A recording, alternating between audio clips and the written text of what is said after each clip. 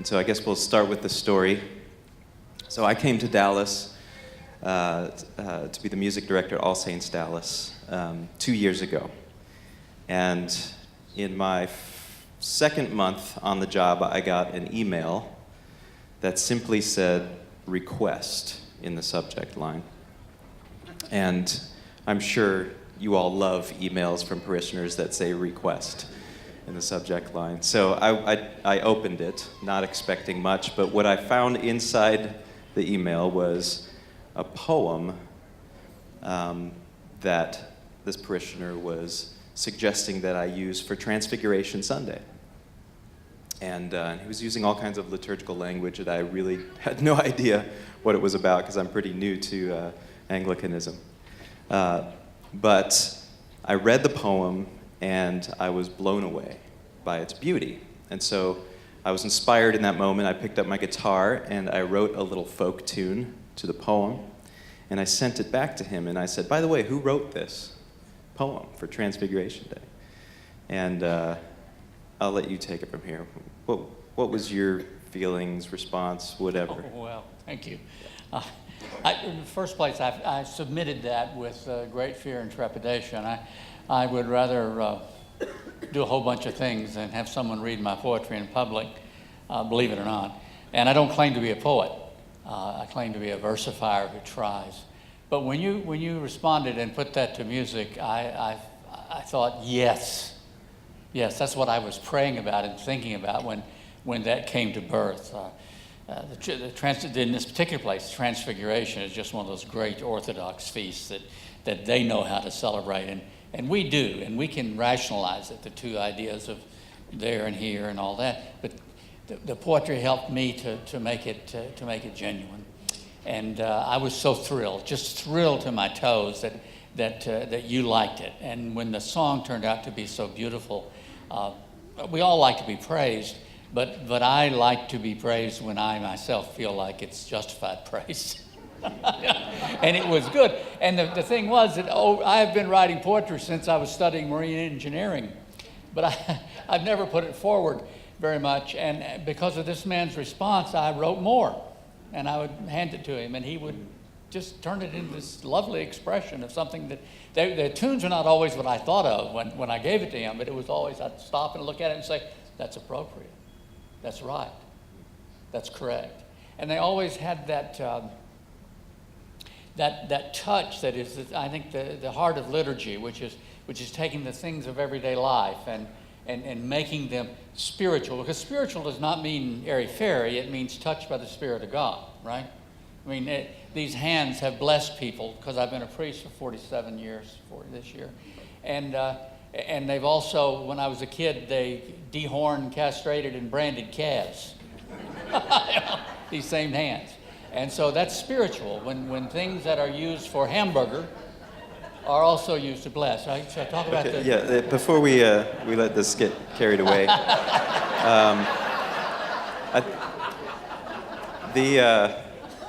the exact expression you used in the email was tickled.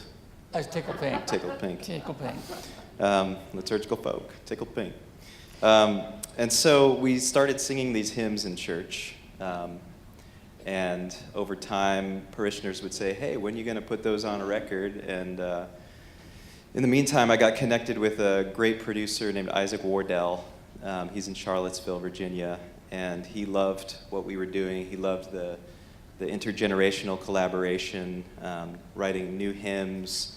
He just loved it. So he said, hey, let's get you up here and record. And so I approached Philip and Mike Blanchett and said, what do you think? Do you think the Anglican mission could get behind this and that sort of thing? So they kind of helped us get a fundraising program established and ultimately with the goal of making volumes 1 and 2 of Liturgical Folk to be ready in time for the Anglican Mission Winter Conference. So I remember sitting down in your office probably in August or July saying, hey, we can get this done for the Anglican Mission Winter Conference, and then just give CDs to everyone as a resource. And so sure enough, we met our goal. And here's volume 1, table settings, and Volume 2, Edenland. And they're free for you, one per individual or family. And there's a table out in the back, and you can get it. I can't put my phone away. These are my notes. So just to tell you a little bit about the vision for Liturgical Folk, we say that Liturgical Folk is three things. Liturgical Folk is everyone. You are liturgical folk. We are liturgical folk. We are liturgical creatures, creatures of habit, creatures of worship, just as Caleb was talking about. Number two, liturgical folk is the music in the bones of a local community. It's the music that's already resident in a place that just comes up from the ground, and it's the music that usually people can connect with deep in their souls most immediately. And number three, Liturgical Folk is a multi-volume music project from the Anglican mission for the world. And so we want to give you guys volumes 1 and 2. And I'll also say nothing because my notes are gone. So we're going to share a brand new song with you that we wrote last week for Ash Wednesday. It's not on the records, but would you introduce the song and tell us a little? The poem Ash Wednesday came about because Chris Myers and Morgan Myers, great friends and members of All Saints East and All Saints, have a new baby named Rowan. My dear wife loves babies. She's a great grandmother person. And at communion, she was holding Rowan because Morgan was singing and Chris was celebrating. And so we went up to the communion rail, and here's this grandmother holding this newborn, at that point maybe a month old, maybe a little more, and this old guy kneeling beside her. And here comes Chris, a new priest, to me a child priest, but I mean, and that, I don't mean that in his name. Okay. There's Chris. And so he reached down and he put this blessing on his child, this newborn, that was just absolutely, I'm not a sentimental guy, but it was sentimental. It was beautiful. It was just beautiful. And as I looked at that, I remembered Ash Wednesday, all the years that I have come on Ash Wednesday and put ashes on the forehead of newborns, young people, old folks that I might be burying before Easter comes. And I thought about that in the context of, here we are. It's liturgy. Here we are in front of you, Lord, waiting what we're going to do. It's not just a word. It's not just a sentimental blessing. We're getting ready to march. It's like a bunch of soldiers saying, boots and saddles. Get ready to go. We're on campaign. And that was it. So there you go, sir. Okay. And we printed out some copies. They'll be back at the Liturgical Folk table back there of this song, if you like it.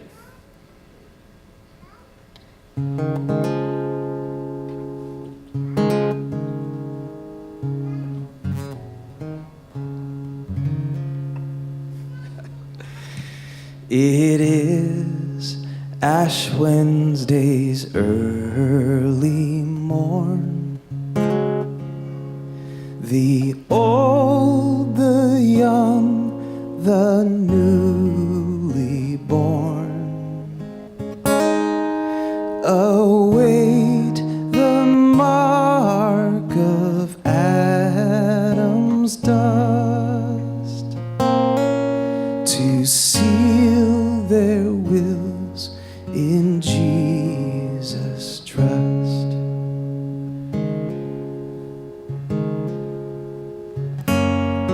Prepared to walk this Lenten trail, they face death's dark and shadowed veil, remembering Christ who led the way. They bravely march beneath his sway.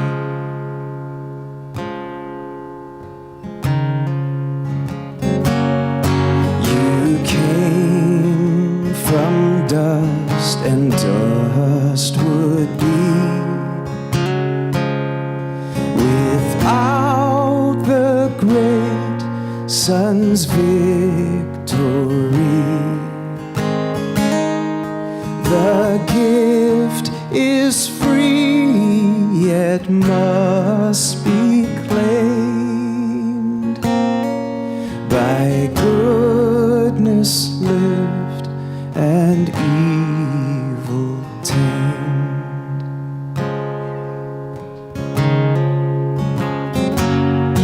It is Ash Wednesday's early morn. The old, the young, the newly born await the mark of Adam's dust to seal their wills in Jesus' trust. Thank you.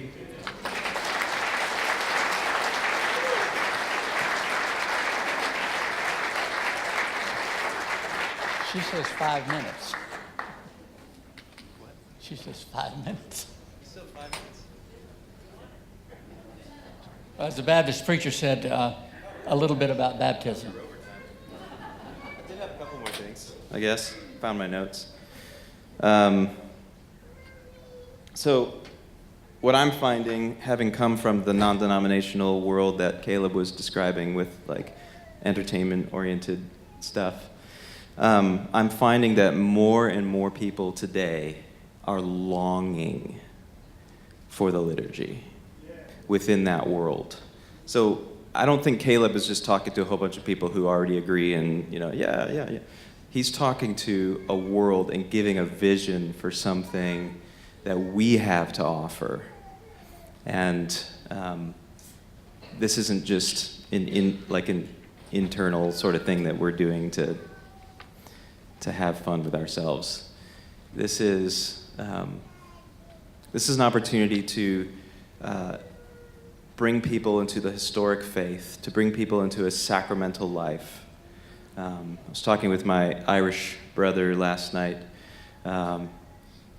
who agrees with me, like, there is something happening right now, and the Anglican mission is poised in a perfect, I think, position to receive people who are going to be flocking to our churches, longing for liturgical formation.